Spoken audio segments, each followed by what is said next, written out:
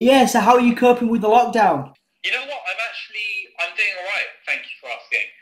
It's it's a weird time for everybody. I think my life, I suppose, quite fortunate that I'm a slightly reclusive character in the best of times. So Yeah. I'm sort of able to carry on as normal. I mean, I'm very fortunate that the band studio is in the same building that I live in, so I'm able to sort of pop it down to the basement and crack on with music, which is a bit of a lifeline for me at the moment. Yeah. As well as doing live streams and interviews and podcasts such as this. So I'm actually quite fortunate that I'm managing to stay busy and not go too crazy. Yeah, you can sort of stay creative, which is good. And one of the things I wanted to ask you as well, because obviously you've had a degree of you've had quite a lot of success over your career in various different forms. Like I say, you're able to live with music and obviously create and support other people as well. So, what does success mean to you as a person? That's a really good question. Um, I think right now, what success means is life's difficult. Life is hard for a lot of us, Yeah. especially, life can throw all sorts of things in your path. And I think the thing that I feel proudest of, more than any accolades or nominations or awards or record sales or any of that stuff, is just that we've managed to get through the things that life has thrown in our path and still be able to make our art, be able to make our records and put our music out to the world. And I just feel that's the thing that I'm most thankful for and proudest of. What advice would you give to somebody who might not just have, like, say, spina bifida or something like that, but across the board could have some mental health issues or could have some disabilities that they're struggling with? What advice and tips would you give them to stay motivated and sort of be able to create as you have been able to build a career doing? What I'd say about that is that for a long time, I was quite reluctant to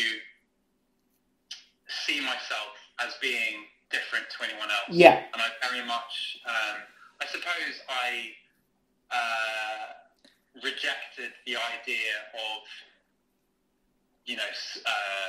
special assistance or Yeah. special needs, that kind of this tag of special needs, because I thought, actually, you know what, like, I don't feel like a disabled person. I just Yeah. feel like a human being.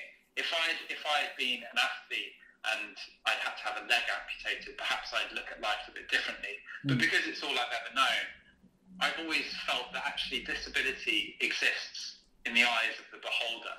It's something which is, to me, it's what's the best way of putting it? It's kind of a human construct, Yeah. because unless you've experienced life another way and had a tragic accident, this is all you've ever known. And I Hmm. think it was really when I started seeing life in that way that things started to happen. And what I would say is that don't let your view of yourself be shaped by whatever category society tries to put you in. And I think, some of the most powerful art of the 20th century has come out of really difficult, mental health challenges. People who have struggled with mental health or not being able to fit into society, into the mold that society tries to put us in. So I actually really think all that any of us can do is just be as genuine as possible and tell our own stories. And I think if you're someone who is like me, motivated by making music, by telling stories, by being a songwriter, being an artist, a performer, whatever it is, I think just be yourself. Don't water yourself down. Don't try and make yourself palpable to other people. Just be your true self. And I think,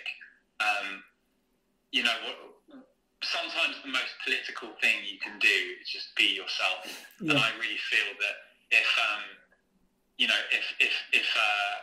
I can even be an example to one person, who doesn't fit this sort of traditional mold of what someone in a band or a performer looks like, then my mission would have been successful.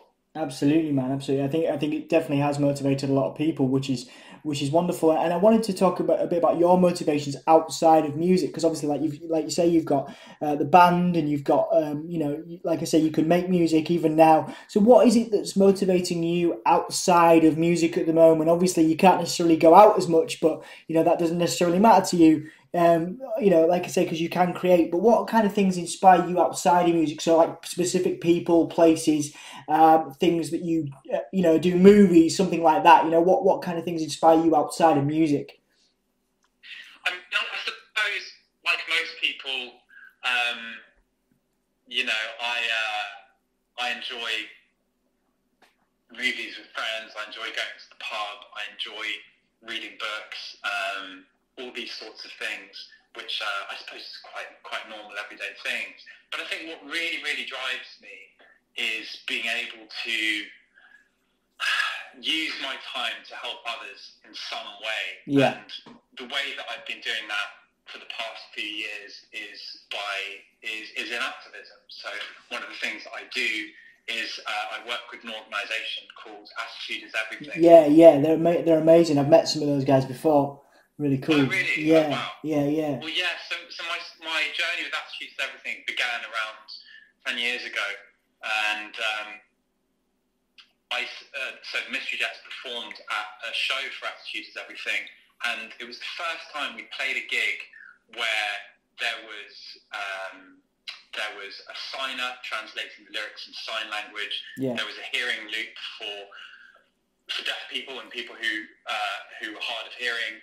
There was wheelchairs on the dance floor, and it was just the most incredible atmosphere. And I really was struck with this feeling of this is what all gigs should be like. This idea of a gig for special needs people just made me feel sick, because actually all gigs should be available for everybody.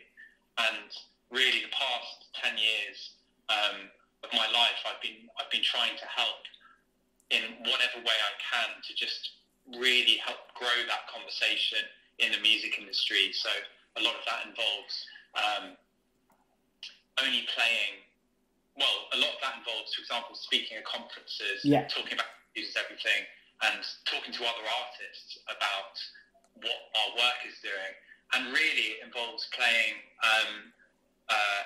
accessible only venues. And the tour, which we're having later this year, is the first time that we've actually managed to book a tour where we're only playing 100% accessible venues. Oh, that's amazing.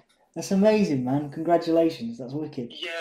Well, I really feel that it shouldn't take a band like us doing it for more artists to take notice of that. But perhaps, I think perhaps for a lot of music promoters out there, and also artists, they're not necessarily aware that there is a disabled audience that want to come to shows. Mm-hmm. But I think there really is. And I think I felt so encouraged over the past 4 or 5 years playing festivals, seeing those disabled platforms grow, seeing the interest in festivals grow.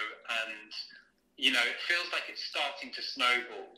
And I think a little bit like the conversations around mental health, I think it's just about keeping that conversation alive. It's about more and more people engaging with that conversation.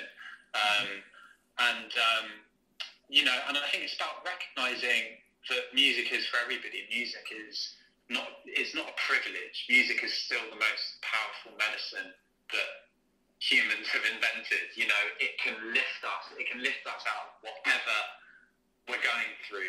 It's played at weddings. It's played at funerals. It is the most powerful thing. It's the most powerful form of art, I think, that we have access to, and it should be accessible to everybody. Absolutely, man. Absolutely. That's an amazing message, like I say, and they do some fantastic work. Well, Attitude is Everything. You guys do fantastic work, which is great. I think we've got a couple more minutes left. Obviously, I could talk to you about this for ages, but I wanted to get some thoughts on how you have changed and developed. Because, like I say, when you first started a band, you probably had a mission and a goal in mind, and then you've become involved in activism. You've toured the world. How have you changed and developed as a person? From the start, say from the success of 21 to now with 1 billion heartbeats, how have you changed and developed through the music that you've made both personally and I guess professionally as a musician as well? I think that's a really good question. I think your gauge of success is constantly changing as a human being, as an adult. I think when you start out, particularly as an artist in the music industry, success looks like a record deal. It looks like being able to sell out your local venue, your local pub. And then once you've done that, it becomes, okay, well, now what I want is a single on the radio, or I want an album in the charts. And I think when those things happen, in a funny way, you never really feel full. And I think you don't really feel full until you start to use your platform to help others. Because ultimately, having a gold disc in your toilet or having, an award on your mantel shelf is all good for you, but it's not helping anyone else. And I think the more and more time goes on, my goals and the way that I want to develop as an artist and as a person really is in using our privilege as a band and our platform as a band to to really help support marginalized people and artists, and that's really, I think, our mission statement. Yeah, absolutely. And in the couple of minutes we've got left, how do you hope? Because obviously, with attitude is everything. There's a lot of support, and there's been a lot of support over the last few years, attending conferences, etc. But how would you like to see things progress and develop over the next sort of? I guess you've seen the improvement over the last 10 years. What would you like to see in the next 10, in terms of the attitude is everything and its impact? Well, I think it's snowballing hugely, which is really, really encouraging. We're getting more and more funding from the Arts Council England and from various, essentially like the funding is coming through. So it's not so much a problem with that anymore. I think what it really is a case of changing people's attitudes in the industry. And I think that really begins with artists, because in this game, I think an artist sort of calls the shots, because if you're an artist and you go to your manager and you say, we only want to play venues that have a ramp going into them, that's a tiny thing to ask for. Mm-hmm. But if on your next tour you say, okay, now we only want to play venues that have an accessible bar so that our disabled audiences can get a drink, or we only want to play venues where disabled people can bring a carer with them, these are all tiny changes, but they actually all add up to being much bigger than the sum of their parts. And I think really what I want to see in the next 10 years is for more and more artists to follow suit and to recognise the importance of making their shows as accessible to more and more people.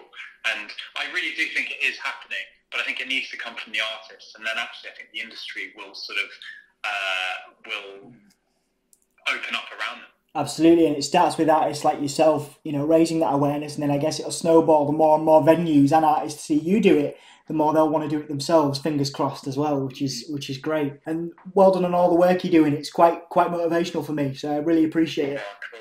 Well, yeah, it's good to talk to you, man. Yeah, definitely, man. Really appreciate it, mate. Enjoy the rest of your day. All right, take care, buddy.